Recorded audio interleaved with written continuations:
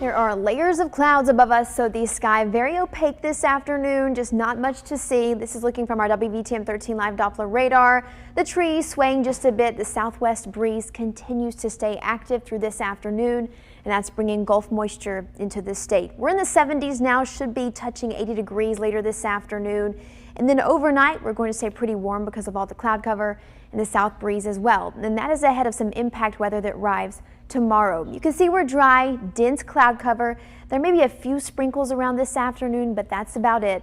Most of the moisture is off to the west, and this is where the cold front is as well. There's a cold front off to the west, a part of a bigger system that is going to bring severe weather to the southeast tomorrow. When it comes to storm fuel, I want you to notice a lot of it is heightened over North Alabama and through Middle Tennessee up toward Nashville. You see those bright yellows. They have higher levels of instability and atmospheric energy. So the greater risk for severe storms tomorrow is going to be further to the north, but we still have fuel here, and so some storms could be strong tomorrow evening into tomorrow night.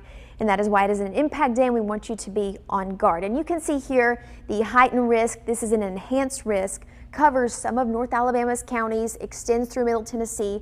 And again, that's where the greatest instability parameters are lined. But once you get to central Alabama, we're in a slight risk for severe storms, and the greatest threats are going to be strong wind gusts and even some hail possible. A few tornadoes are possible too, but I think that threat is focused higher to the north and up through Middle Tennessee and up further to the north.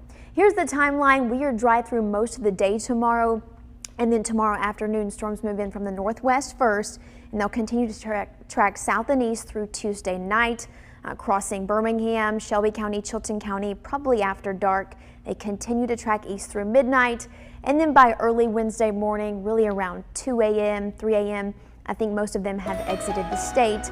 We will see clear conditions through Wednesday afternoon. So some disruptive weather through tomorrow afternoon, tomorrow night across most of the state, and we'll be here keeping you updated. And then after the impact weather, returning cooler. Sharp cold front, you see the temperature change, 60s on Wednesday, warmer by the weekend. You're watching WVTM 13 News.